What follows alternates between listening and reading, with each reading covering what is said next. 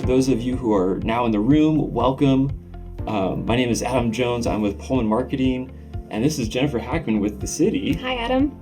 So, for those of you that may not know, Jennifer Hackman works with the city in the Economic Development Office, which there's a lot of big words in there. But Jennifer, you have a tremendous background.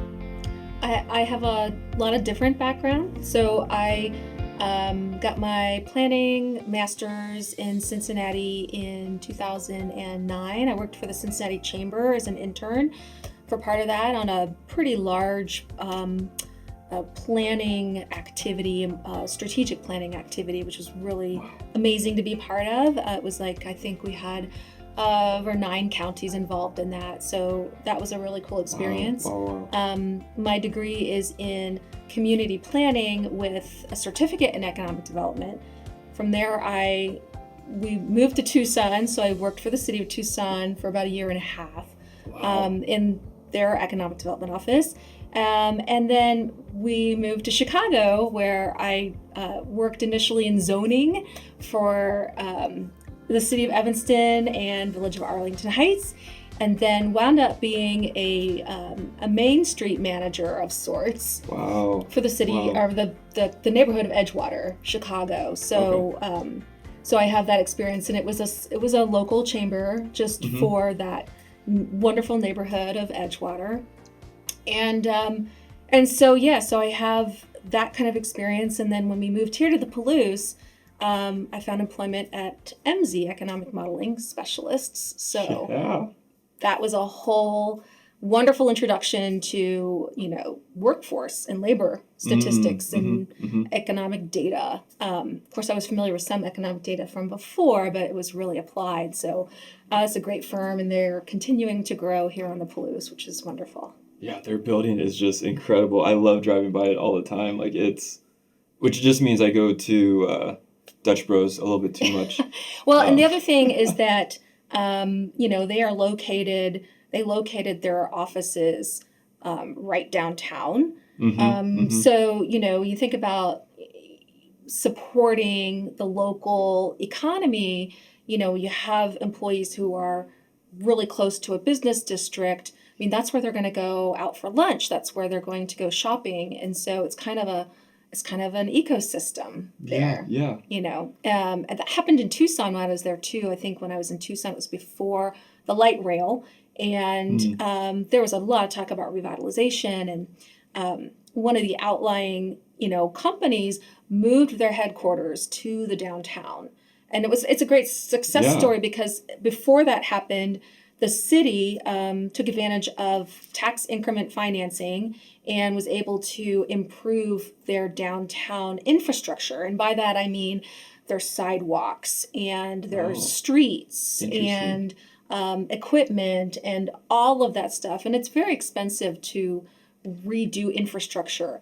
But the benefit is that once you do that, you have, a really nice structure, really nice bones for things to go in. And the story is that the CEO was driving by and had never noticed this building before. But with this gleaming, beautiful sidewalks and new flowers and infrastructure, kind of looked at that and said, wow, this is wonderful. Why don't I think about, moving my headquarters here?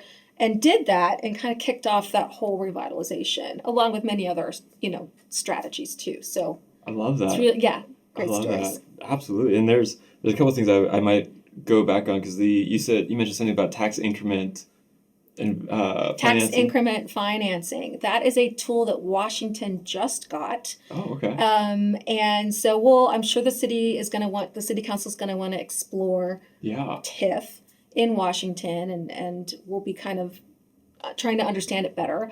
But essentially what a TIF is it's a tax structure. So if you have an area that is in need of revitalization, and the property taxes are indicative of that, and the market assessments are indicative of that, what you can do is say, okay, we're going to hold the valuation at this level, and we're going to invest.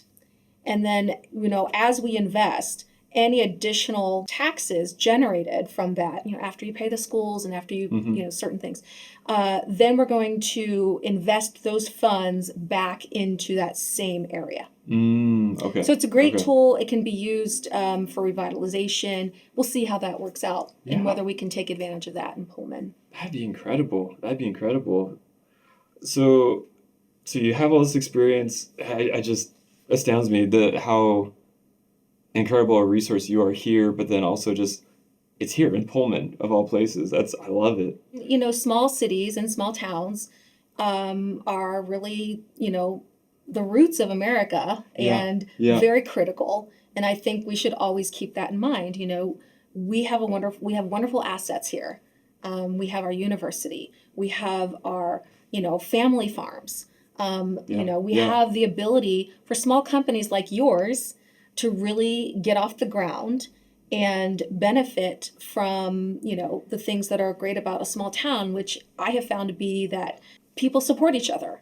People are able to talk to each other and get on the same page and mentor, and really make a difference. If you own a building in downtown and you start a company in Pullman, you're going to make a huge difference here. Absolutely. In a way that is a little more, and you're going to be able to get the experience and get connected to mentors in a way that is difficult in larger cities. Yeah, that makes sense. In my mind, we're kind of exiting the pandemic. I checked the Department of Health website before. We haven't had a COVID case for a couple weeks now in Pullman. So from a health perspective, yes. From a small business perspective, no. Yeah. And I say that because, think about your own business and restaurants and hospitality. What they went through this last year was just I don't even know if I have words for the stress. And they are continuing. Some of our small businesses, those that have supply chain challenges, may not get back to full recovery until 2024. Yeah. And so that's just something to keep in mind. We're heading into the football season. We're going to hopefully see a lot of people coming to Pullman and wanting to come back home. And at the same time, we have small businesses that are, really looking forward to that, but also not really at their employee, at their hiring levels that they want to be. One of the things that I believe will be happening, and I heard from Shelley Dunning today from WorkSource, is that we're going to be partnering, the city and other partners will be partnering with WorkSource to hold a virtual job fair soon. And so the beauty of that is that small, businesses, local employers who are wanting to hire, haven't been able to reach maybe some of the students that haven't come back yet. A virtual job fair is going to be open to every business, and you'll be able to reach potential employees from the west side of the state all the way, to here. And so we'll be putting more information about that out. But, That's incredible. Where would we find that out? Well, you'll find that out from the city, from WorkSource, probably from the chamber, from other partners that are all, we're all kind of be partnering around these kinds of activities and programs. And that's not the only one. There are certain programs that are available to small businesses that I really hope they are looking at and taking advantage of, depending on your situation. One of the critical ones is the employee retention credit. So if you don't know about that, that is an IRS program, and it is a refundable tax credit. And so if you were in any kind of shutdown from 2020 through June 31st, 2021, you may be eligible to receive a refundable credit of up to $7,000 per employee per quarter. Oh, wow. Oh, wow, right? And so it's refundable. So even if you don't owe those taxes, you would still get that. You might just get a check.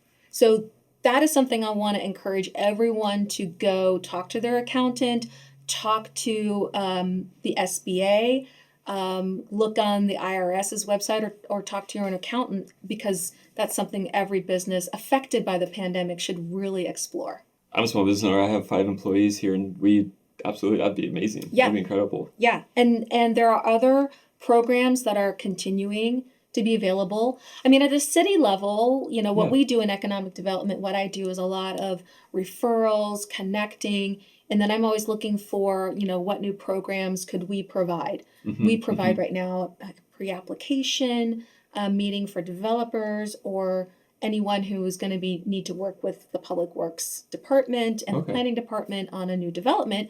And we also informally offer, I don't know if people know this, but a pre-lease program. So Oh. if you are a business that is looking to set up shop in a physical location, get a hold of us because we can help you determine and make sure that the zoning is right for that location. Oh, yeah. And we can give you an idea of, from everything from do you need sprinklers, to what kind of building requirements might there be. So the city can assist before Yeah. you sign that lease. So that what the expectations are when you look to tenant improvement. Yeah. So that's something at the city level. But then at the regional level, of course, we have partners like Soweta, and they will be working to provide a new program available to businesses throughout Whitman County. They just did a huge grant for businesses throughout Whitman County. And so they're a partner also because they can provide technical support and maybe marketing support. So Gotcha. we'll see what their new program looks like, likely later on this month or into August. And who's the regional representative for Soweta? Just so that we know. Susie McNeely McNeely. Okay. is our Whitman County person from Soweta. Oh, awesome. Right. Okay. Yeah. So, there's that program. And I also want to mention that loans are very flexible right now. We have a lot of flexible, great loans. SBA has some great loans always, but there's a new Flex Fund program that the state of Washington is making available, and those have really desirable interest rates. Overall, we're all working to understand all these programs that are available.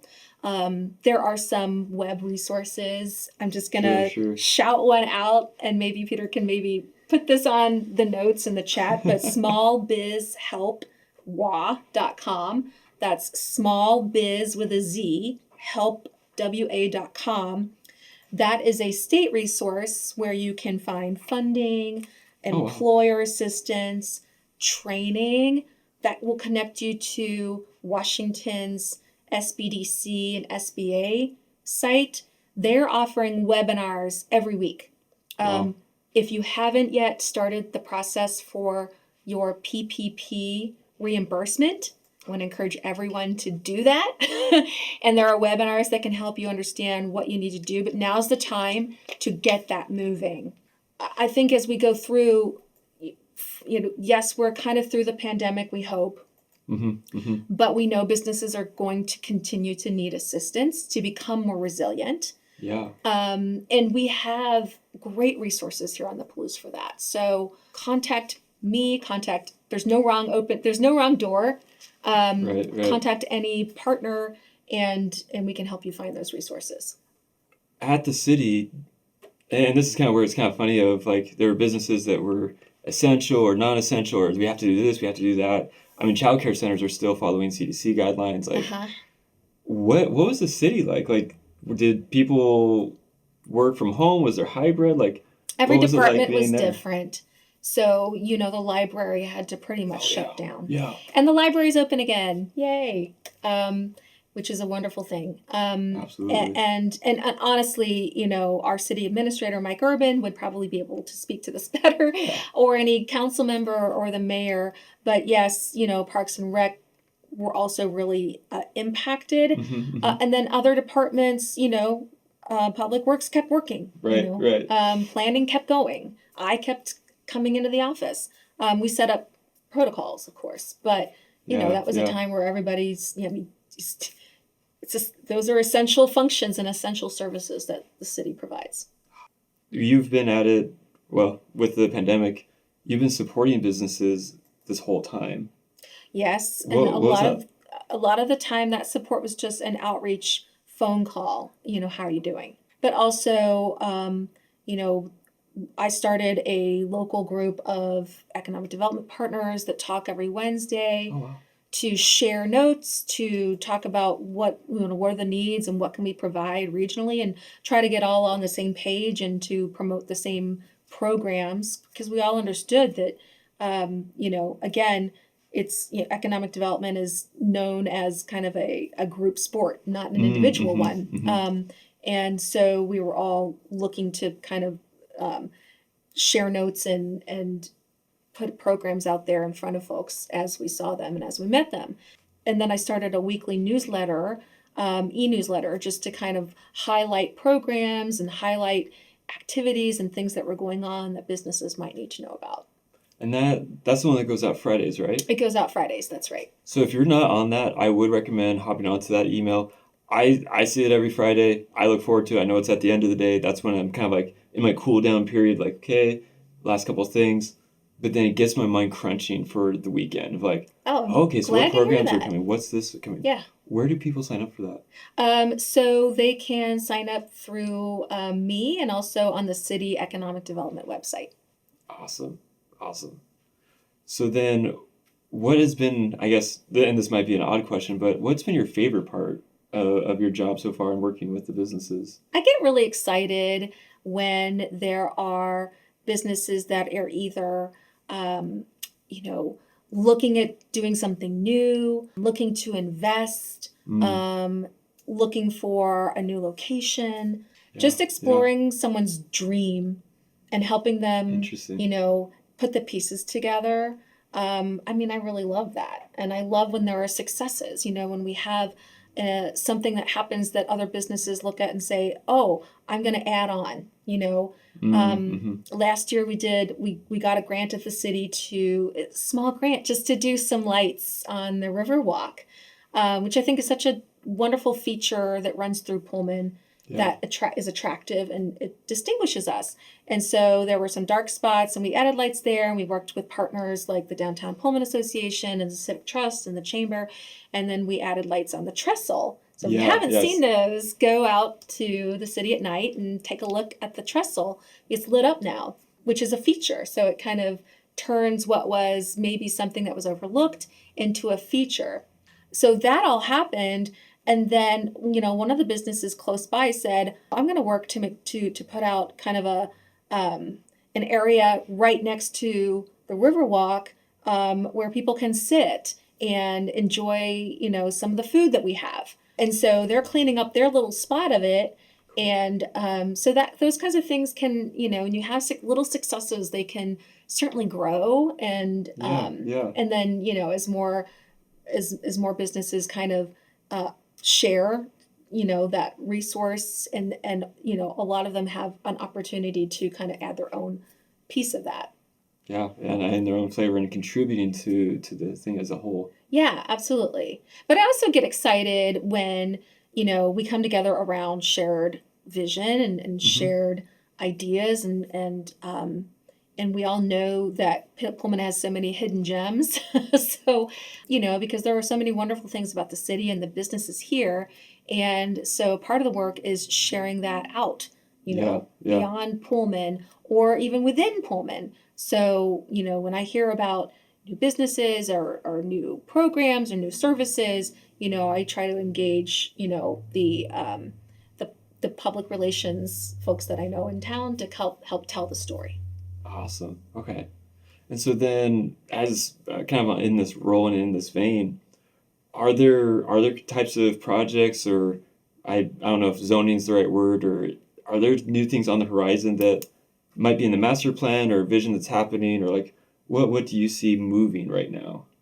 Well, you bring up master plan, and I do know that the downtown master plan, which was developed, I think, a few years ago now, it's always been at the, one of the top things that City Council has been guiding the city toward implementing. And I believe there is renewed energy around that, so that people will likely see new projects. I think there's a focus on downtown because it's recognized as one of the areas that can be catalytic. So, when you have, there's a planning principle that kind of says, make no small plans. So do something big and do it in a concentrated way. And then you will have ripple effects from that. Gotcha. And so, with downtown being one of the places that everybody goes to, explore, there's going to be renewed interest in providing infrastructure updates and improvements to that area. Gotcha. I think alongside that, if people have not, looked at the comprehensive plan. And the comprehensive plan is on the city website. I've looked at it over the years. It's helpful. Like it gives you a good overview of what we're aiming at and how to make Pullman an even better place, but doing it in a strategic, methodical, planned out motion, right? Yeah. Sorry, I'm having No some worries. difficulties here. The comprehensive plan is really what will establish where things are going to grow. Where's the housing going to grow? Where is industry going to grow? Yeah. So Yeah. it's kind of important for people to get a sense of what that is saying and have their input. There's a lot of larger buildings too. And I say larger, like to me, the old Plasma Center. That's a huge space. There are. Every time I see the listing for it, I'm like, oh, I didn't know there was like that far back and that wide. Like that could be an incredible business space. Right. I mean, I think some of the challenge with property owners, where there are some vacancies in downtown, some of that has to do with, getting the right size, and appropriate business in there. Right now, it seems like we have a lot of businesses looking for 3,000 to 4,000 square feet of space. Interesting. And then when you have a building that is more like, 10,000 square feet of space, Yeah. you have to figure out what that's going to look like. And right how to make that successful. Now, I know that we have some property owners downtown that are working on that right now, but it's a process. Yeah. For sure. Yeah. No, we feel that too. Our space is big enough-ish, but it's like, okay, if we only had like 200 more square feet, if we had 500, really in the long run, like for us, we really see not only just doing our normal marketing, but we do feel that being content generators is going to be kind of the next phase for our business that we have to enter into. Well, I think that's so important, right? Because that's what I've been reading about, kind of the next stage for marketing. What every business needs to understand is, the internet, of course, using the internet, all of the opportunities and platforms that it has to offer, that is diversifying marketing. Mm-hmm. I mean, so absolutely. It's not yes, having your Google pages up to date is pretty important, but beyond that, using influencers is now becoming something that every industry needs to look at and consider if they want to be expanding. Absolutely. And I think it's interesting that is, if we want to talk about trends a little bit, how that is connecting with the experiential movement, which is not going away. I really believe in brick and mortar. Mm-hmm. Important to the soul of a city, important to, locals. And I think more and more people are understanding the importance of supporting local business and supporting their local business owners who are their neighbors and friends. And so one of the trends that I believe will continue is being hyper local. And so how can businesses take advantage of that? Because, there's still a need for businesses to communicate with their with their consumers, mm-hmm. and to make that experience something that is memorable. Yeah. Right. Absolutely. And when you say memorable, like that, the way we tend to look at it is, what is the first impression? How did it make me feel? What did I smell? What did I see? Right. How did I engage with the space? Right. Or engage with the business, Mm-hmm. if it's a service, or even if it's B2B. Yeah. So, and certainly, if folks are interested in more information about that, there are some experts that have shared that, through webinars that, I can certainly share, and you probably know some of them too. But it's wonderful in a way, because the sharing of knowledge kind of makes us all better. Absolutely. And I love your thought on, or the statement of being hyper local. Mm-hmm. It is an absolute must, and we engage with it. Like we buy stuff from the 4-Star Supply next door. Yeah. All the time. we're excited for whatever the lumberyard becomes because we miss being able to take clients out to lunch and it's Sure. just across the parking lot. Exactly. There's all those nuances of being in a business district or the downtown district and just being able to engage with people in a very fluid manner. Right. Instead of, okay, let's pack up in a car, park, sit, hope we get our food in time, and then rush back to wherever we need to be. And it just breaks that fluidity of relationship and a building togetherness with people. Yeah, I mean, you're kind of talking a bit about quality of life that we It's enjoy true. here on It's the true. Palouse, because we can get to work in a very reasonable amount of time.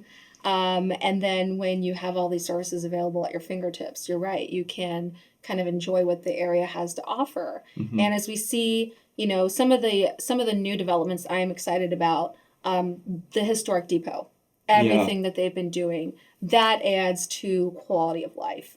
And people are attracted to places where, there are institutions like that available, that they can enjoy and Hmm. experience. And I think, Gladish, their Oh, yeah, whole new yeah. campaign, that I think is a potentially a really amazing thing Yeah. for our Yeah. whole region, you know. Absolutely. And we continue to see growth of events and of activities and opportunities, with summer concert series and some of the music on Main and Hmm. the music near the clock tower. And so I hope we can all encourage each other and support all of these things because that's what builds the attractiveness. It helps build the attractiveness of Yeah. our city.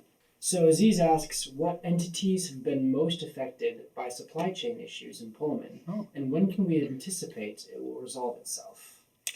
That's a great question, Aziz. And from my understanding, those businesses that kind of rely on products, of course, that have been delayed. I think we have a bicycle shop, for example, Hmm. that Yeah. it's looking like it'll be 2024 before Hmm. the supply chain smooths out. But yeah, I mean, every industry like that was impacted. But even things like food, there are food trucks that had local suppliers who, didn't get, some of their products. And so that gets delayed and you have to look for somebody else. I mean, it can hit literally any industry. Yeah. Yeah. So, I guess my ask would be for those of us on the consuming side, just be patient and be supportive. The local retailers and service people, they appreciate that patience, right? Like they want to provide the best. Mm-hmm. They want to serve, they want to be engaged with you. Absolutely. And so that little bit of patience goes a long, long ways. And I've had that conversation with actually a couple of retailers even this last week where I've been waiting for something since April. But I know for the bike shop, there's a couple items that it's been almost a year for a couple of things. It'll get there. It'll get there. And it's just that patience, give it time. It will Right. smooth itself out. I would say for a lot of people to not be afraid to put yourself out there or your business out there a little bit in terms of marketing. Like oddly enough, TikTok is something we've talked about. And I even did a presentation, I think it's been 2 years now, over downtown, where we kind of anticipated TikTok to just explode. And now that it's US owned, yeah, 1 in 3 Americans have it Wow. and are active in it. Now, that doesn't mean everyone's making content, but there's a lot of people consuming that content. Or content that you want to view. Right, right. And I'll be honest, I'm a little bit older for it. I'm 32. I prefer my YouTube. I'll just say that. But I've been surprised that almost every single industry is there. Construction is there. Cleaning. There's a thing called Clean Talk. It's incredible. I've learned so many cleaning secrets Mm-hmm. for just how to clean my bathroom better. I mean, I saw on LinkedIn yesterday a realtor who kind of posted a 1 minute, here's what the picture looks like in Pullman, Mhm. and I kind of commented that I loved that because, Yeah, yeah. they're able to deliver that message in a compelling way, keep you up to date, and now you have a connection with the person. you know. Exactly. So I think that will be a trend that we continue to see of people making content and kind of all fighting for everybody's mind share, but in a way it's an improvement, it's more compelling. Yeah, yeah, it And it is. helps you to kind of understand, what that business is or person is providing in terms of a value add. Exactly. And once again, it's building relationships with people. Even if it's through a digital medium, it's still easier to engage in a business relationship if you've seen the person's face a couple of times. Mm-hmm. If you understand their personality, or, oh, yeah, this is how they operate. Oh, yeah, this is the type of service they like to provide. This is the type of clients that they like to engage with. Yeah, it makes the whole thing just so much more pleasant and engaging. Sure. And I think people want to engage with each other. Yeah. We want to be outside. I've had more conversations in the grocery store in the last week than I have in a year. Right. And I mean, it's the wonderful thing about it is that, take grocery store, for example, I remember 20 years ago that going to the grocery store was a nameless, faceless, soul sucking to some extent kind of experience. But now, when I think about grocery stores, I have a relationship with those Yeah. grocery stores. Yeah. Like, even the ones that are, national, branded, companies in Pullman. I know the managers. I was at one Yeah. of those last week and I had left my wallet back at the office. And where else would this happen but, Pullman, where they said, oh, that's fine. We'll just keep everything right here. Let's ring it up. And we'll keep it right here. Go grab your stuff. It'll be here when you get back. And it was. Wow. It was perfect. And there are other grocery stores that would say, go ahead and take it home. Come back tomorrow. I know this has Interesting. happened in Pullman. Wow. And it Wow. wouldn't happen anywhere else. So talk about, a place where people want to live. I mean, no wonder our houses are selling in 5 days right now. Yeah. Which is that part's terrifying. It is going really, really quickly. Yeah. But I mean, people have figured out that remote works. So one of our goals for Pullman is to be a place where people want to be. Mm-hmm. Because, that helps keep us healthy. We have this Yeah. opportunity with, remote workers who can live here in Pullman, participate in the community, but their job, might be headquartered in Austin, Texas. Yeah. Yeah. Yeah. One of my new neighbors, he works remote, and man, he graduated WSU. He is so happy to be back here. And he's like, I work remote. This is awesome. Yeah. My kids are going to great schools. The daughter just graduated the high school here. She's working at SEL now. And he's able to build and have a family and have family relationship. And it's safe. It's one Yeah. of the safest, college cities in the U.S. Yeah. So Absolutely. yeah, a lot of great things here. So you start with the businesses that you have, Yeah. help strengthen them. And then we move out beyond that to make room and attract, the businesses that can benefit us from being here and that, whom we can benefit as Yeah. well. Absolutely. Talk about TIF, there are incentives for certain industries in the state of Washington that are available. And so, when I am working with a potential business, one of the things that I do is make sure they're aware of those. But the TIF would be great. One of the reasons that in downtown that there's an attempt to build a Main Street organization is to enable what's called a B&O tax credit. Okay. Because any city that has a Main Street organization, any business then can direct a pretty large, significant portion of their B&O tax credit to that Main Street organization. Interesting. Right. So then that becomes the fund that's available to add additional benefits Wow. for the district.